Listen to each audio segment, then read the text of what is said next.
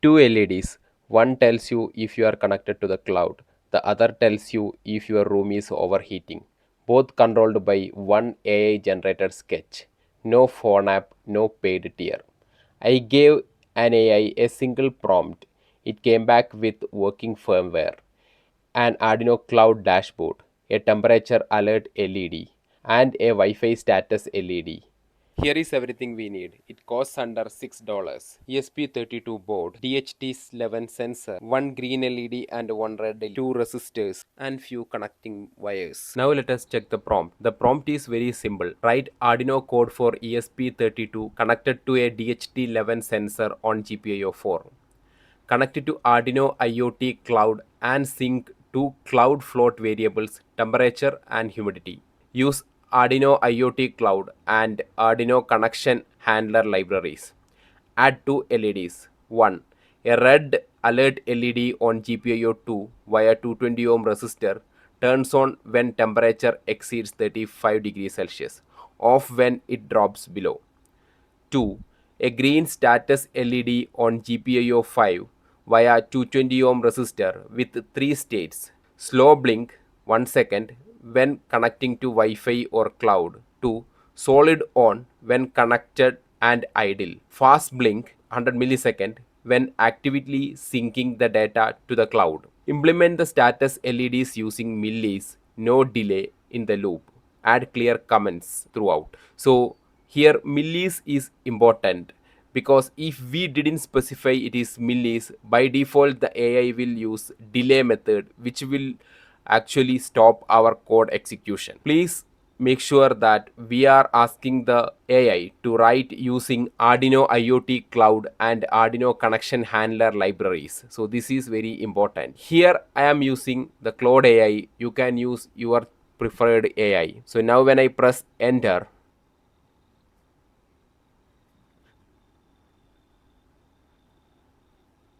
so now we got all our output. Download it and keep it in your computer. Now let's check the wiring diagram. The wiring has total 7 connections. For DHT, we have VCC to 3.3 line of our ESP32 module. Ground is connected to the ground of ESP32 module, and data is connected to GPIO 4 of our ESP32 module. Normally, all DHT11 breakout boards has an internal pull-up on the data line which is around 4.7k ohm kilo ohm. If your DHT11 does not have this pull-up, then you will have to provide it on your breadboard. The red LED is connected to GPIO 2 through a 220 or a resistor which is less than 1k to ground as like this. Anode is connected to 220 ohm, then to GPIO 2, cathode is connected to ground. The green LED in the same way through a 220 ohm resistor, it is connected to GPIO 5. That means the anode is connected to GPIO 5 through the resistor 220 ohm. The cathode is connected to ground. Connection is as simple as that. All details are there in this page. Please take a screenshot of this for your reference purpose. Let's do the Arduino Cloud setup. Go to the site cloud.arduino.cc. Click on Open Apps. So if you are new here, create a new account using your mail address, or if you already have an account, just sign in into it. Once you signed in or sign up, you will reach this page. We need to do 4 things here. Let us do them one by one. The first thing is we need to create things. So click on things plus icon, and we can rename it here. Click on rename. Since we are making weather station, let us rename it as weather station. Then continue. So the next step is we need to add the variables. Since we are dealing with temperature and humidity, let's create the temperature and humidity variables here. So those are the 2 variables we are going to upload to cloud from our ESP32. So click on add variable. So what we are uploading are floating point numbers. So click on floating point number. Now we need to give a name for the variable. So the first one is temperature, and it is read only, and we are periodically sending the data. So click on periodic, then press create. Yeah, we successfully created our first variable. So now let us add our next variable, which is humidity. Click on floating point number again, then type humidity. Once again, read only, periodic, then press create. Now we successfully created the 2 variables that we required. Third step is to add a device. So click on devices. Now add device. We are not using the regular Arduino board. We are using a compatible device, which is ESP. So click on this. Under here, select the device. We are using ESP32 and select the device. So what we are using is ESP32 development kit. Let us search it here. Yeah, we have ESP32 development module. Click on that. Then press continue. Give our device a name. So let us give it, since we are doing weather station, yeah, let's give weather reporter or some weather update, something like that. So now we are generating a secret key for our board. This device ID and secret key is unique for your setup. So please remember to download this file and keep it with you. Once you lose them, you cannot recover it.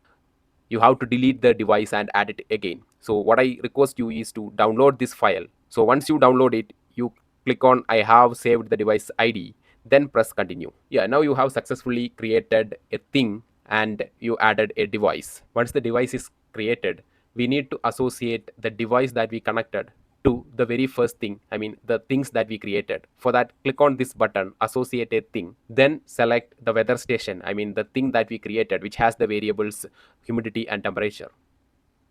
So now our device is successfully associated with the thing. After that, click on this button. So now we successfully created a board and added our things to it in the IoT cloud.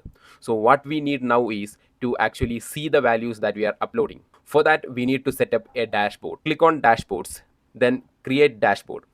We have two variables, one is humidity and one is temperature. Humidity is always represented in percentage and temperature in degrees Celsius. So click on edit, then click add.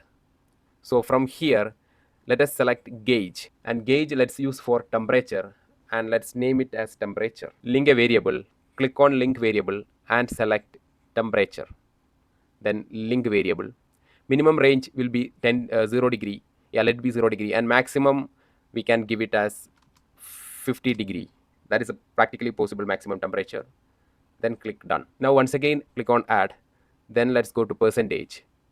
This time it is humidity. Click on variable. Now click humidity. What we have now are the instantaneous value representation. So let us have something to track historic value. For that, again click on add. Then let's go to chart. So the first one we can write it as temperature history. Again, link variable, select temperature and link variable, then press done. Let's create one more. Go to chart. This is humidity history. Click on link variable, select humidity, then done. Yeah, so now we have 4 items in our dashboard, and this is how the web view. If you see here, you can see a mobile icon. Just click on that. So this says this is how you are going to see it from your mobile app. Once the generated code is downloaded and opened on Arduino IDE, you will have two sections. One is INO file and the next one is things properties.h. So the very first thing you need to do is, from the downloaded PDF, you need to check the client ID and client secret. So under the device logic name, enter the client ID from the PDF. Under the device key, enter the client secret. So those two are important. Then under the SSID, enter your Wi-Fi SSID and pass with the Wi-Fi password. If you remember, in the prompt we mentioned about Arduino IoT Cloud library and Arduino connection handler library. So it is important to make sure those two libraries are installed in our IDE. So it is already installed on my IDE. I'm just updating it. Then the Arduino connection handler. So that is also installed. Now go to the weatherstation.ino. So the third important library is dht.h. It handles all DHT related devices such as DHT11, DHT22. So search for that also. So we need to install the DHT library, which is DHT sensor library. Install the same. We asked the AI to configure the red and green LED as per our description. So let me show what we actually asked. We have green LED and red LED. For green LED, we asked 3 states, and for red LED, 2 states. So the green LED, when it blinks slowly at 1 second rate, that means it is trying to connect it to Wi-Fi and cloud. When the green LED is solid green glow, that means it is connected to the cloud and it is idle. When the green LED is flashing very fast at the rate of 100 millisecond, that means our board is syncing data to the cloud. The red LED, when it is off, That means the temperature is below our set limit of 35 degrees Celsius. When the red LED is glowing, the temperature is 35 degrees Celsius and above. In the code, we have one LED self-test. As soon as the board is turned on, the board checks both LED by blinking them 3 times alternatively so that the user can understand whether the LEDs are working or not. For more accuracy, you can use DHT22. So for that, in code, you just need to make a simple change. Just change this DHT11 into DHT22. Remaining everything, this DHT.h library will take care. That is the beauty of using this library. Now let us upload the code.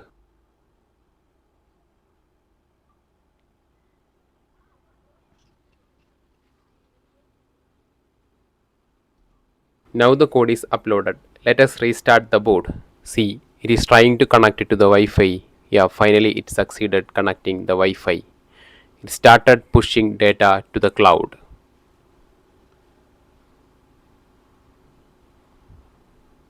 Open the Arduino Cloud app.arduino.cc. Now you go to your dashboards and open the dashboard. Now you can see that our board started sending temperature and humidity data to the cloud. It is the temperature is 29 degrees Celsius and the humidity is 63%. So here we can see the live history representation of the temperature. So here we can see the temperature representation with respect to time. Let's wait for some time.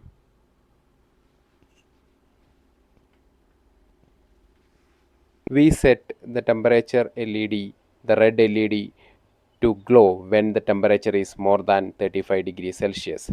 To make the temperature more than 35 degrees Celsius, I am using a hair dryer to blow hot air into the sensor. You can see in the dashboard the temperature is going high.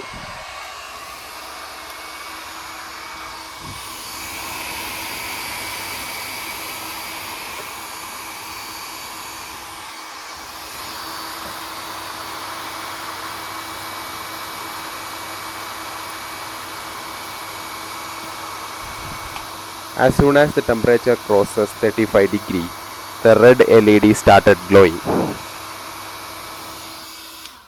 Since I set the temperature as 35, once it is below 35 degree, the LED will glow off.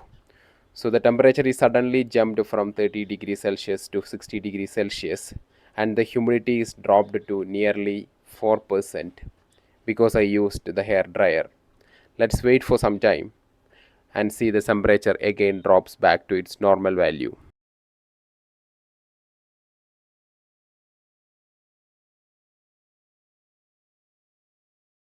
To monitor the weather station details on your mobile, install the Arduino IoT Cloud remote application on your mobile from Play Store or App Store.